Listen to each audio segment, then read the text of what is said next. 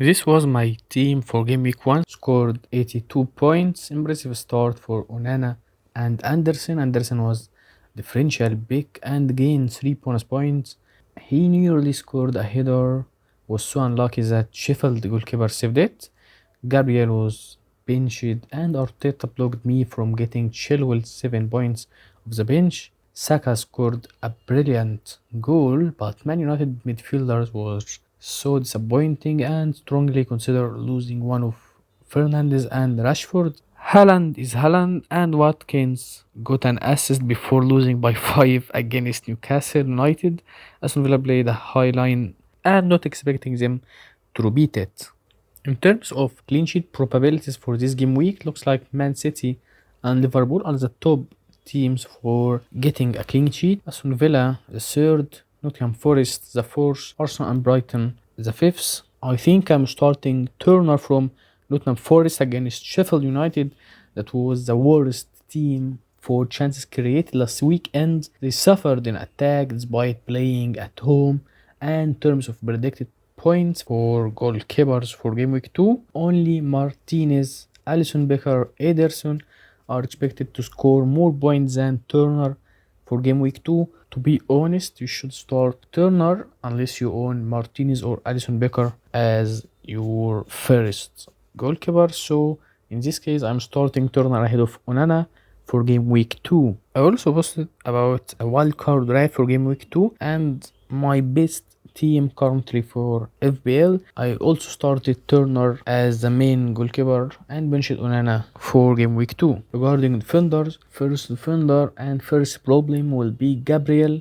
Gabriel was benched by Arteta despite being fit and available for game week 1. It was a tactical benching, so it's more tricky now. I know and understand that Timber injury will bring him back in the starting 11, but even if Timber is not injured, who is the best replacement for Gabriel? I think no obvious replacement rather than Chilwell, who I already own him, so there is no high upside replacement to target. In addition, Arsenal kept many clean sheets in away game. Most of their clean sheets kept them away from home, and this game is away against Crystal Palace. There's another and good chance to keep a clean sheet, and there is a fact that Crystal Palace are suffering in set pieces. They are not good defensively in defending corners and set pieces.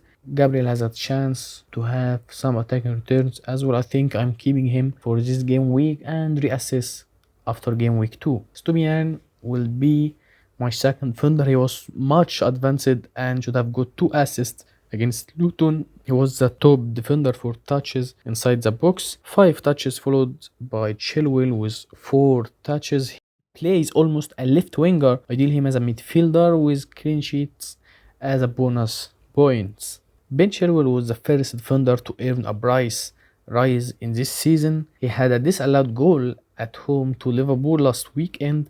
The English defender looked very advanced and getting into goal scoring positions despite playing against Liverpool and Mohamed Salah. So surprised by these positions, to be honest. I expect him to get double digit holes very soon. I can't imagine myself going without him in game week 3 and 4 when he has 2 back-to-back home games against Luton and Nottingham Forest. He's a must have, to be honest. Regarding the top teams for expected goals and predicted goals in game week 2, it looks like Liverpool are the best team to target and expected to score more than 2 goals against Bournemouth. Man City is the second team. They have tough fixture against Newcastle United, but still playing at home, and Man City is a great attacking team. Will be the second team. Third team will be Aston Villa at home against Everton. Brighton, Tottenham and Man United all are predicted to score well, and this will lead us to another point and another topic, which is a fixture to target for game week 2. I think Liverpool against Bournemouth is the best fixture to target. Aston Villa against Everton is another great game for Aston Villa for Watkins and Diaby. Brentford and Brighton away from home, but still playing away from home against some leaky teams. I think both of these games will be full of goals. Tottenham and Man United, another game to target both of Tottenham and Man United, expecting a high scoring game and open game. Hope both of Tottenham and Man United attackers share and get some returns. So regarding my midfielders, no one can ignore that Man United were disappointing against Wolves on Monday night, but they have a good fixture this week from an attacking point of view against a very attacking Spurs side. Although they struggled for goals against Wolves, I think this game might be better and so it them more Angie like to set up with a 4-2-3-1 with an attacking wing backs, and this may affect their defense. They conceded 11 shots and an XG of 2.22 against Brentford, expecting a high scoring game to be honest. In terms of predicted points, Salah is the only midfielder expected to score more points than Man United double up, and in game week 3 Man United has another fixture to target when they are facing Nottingham Forest at home. So keeping both of Rashford and Fernandes for this game week will be my decision. After his brilliant goal on the opening day of the season, he had 3 shots and created 3 chances, plus he registered the highest expected goals involvement among his teammates. Saka will be my third midfielder, and my pick from Arsenal is the top 4 stats, top 4 expected minutes, and on penalties among Arsenal midfielder, so he's the best and preferred pick from Arsenal. Bomo has a good fixture against Fulham, who actually had the worst expected goals conceded last season. Fulham are suffering defensively and Brentford are a good attacking side, as proved in game week 1. They registered 11 shots with an XG of 2.22. He missed another big chance, should have been at 2 goals for his name against Tottenham. I know James Maddison looked very promising during his Spurs Premier League debut. Maddison is the main man in Tottenham after Harry Kane left the club. He was taking all set pieces and was the source of creativity in the team.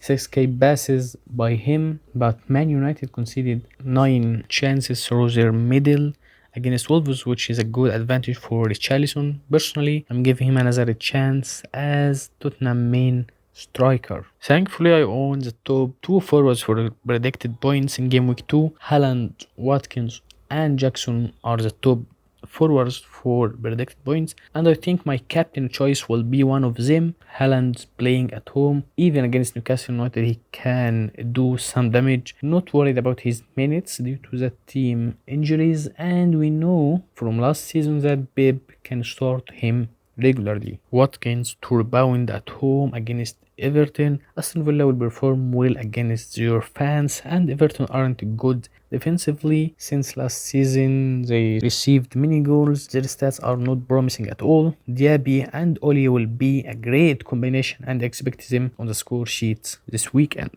Many of my starting 11 are also involved in my wildcard draft I posted recently. Many essential players and the best players to target from game week 2 and beyond. Don't forget to watch it after this video. And regarding my bench, Onana will be on my bench as I'm starting Turner. Anderson will be back to the bench and Chilwell is starting now. Bulldog and Zola has good fixture, but still I'm not starting them and keeping them on bench. Regarding captaincy, I think the top 2 captains for this game week will be Mohamed Salah and Erling Haaland. I think Salah is the best and my choice for captains if I owned him, but unfortunately I don't own him, so it's between Erling Haaland and Watkins. Mostly it will be Erling Haaland for game week 2, and this was my final team for game week 2. Thanks for watching. Kindly do a like and subscribe, find it helpful, and don't miss my recommended wildcard draft for game week 2.